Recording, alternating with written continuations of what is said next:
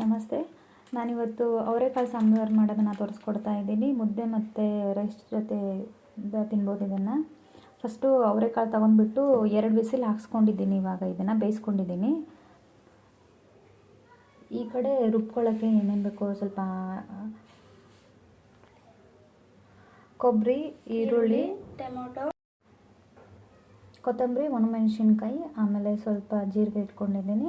ಇದನ್ನು ಅಷ್ಟನ್ನು ರುಬ್ಕೊಳ್ತಾ ಇದ್ದೀನಿ. ಇವಾಗ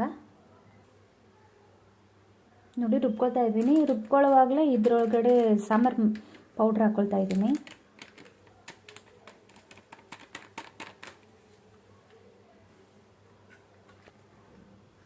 ನೋಡಿ ಇವಾಗ ನುಣ್ಣಗೆ ರುಬ್ಕೊಂಡಿದ್ದೀನಿ. ಇವಾಗ ಒಗ್ಗರಣೆ ಹಾಕ್ತಾಯಿದ್ದೀನಿ.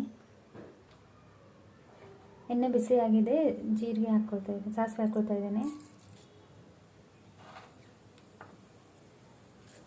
ಜೀರಿಗೆ,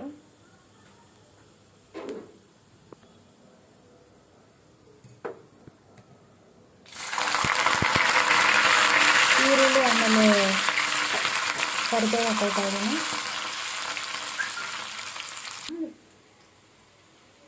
ಇವಾಗ ರುಬ್ಬಿ ಇಟ್ಕೊಂಡಿರೋದನ್ನು ಮಸಾಲ ಇದ್ರಲ್ಲಿ ಹಾಕ್ಕೊಳ್ತಾ ಇದ್ದೀನಿ.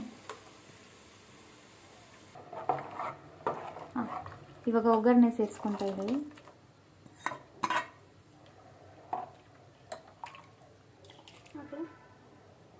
ಉಪ್ಪು ಸೇರಿಸ್ಕೊಳ್ತಾ ಇದ್ದೀನಿ. ಇವಾಗ ಇದನ್ನು ಚೆನ್ನಾಗಿ ಕುದಿಸ್ಕೊಂಡ್ಬಿಡ್ಬೇಕು. ನೋಡಿ ಇವಾಗ ಚೆನ್ನಾಗಿ ಕುದೀತಾ ಇದೆ ಸಾಂಬಾರು.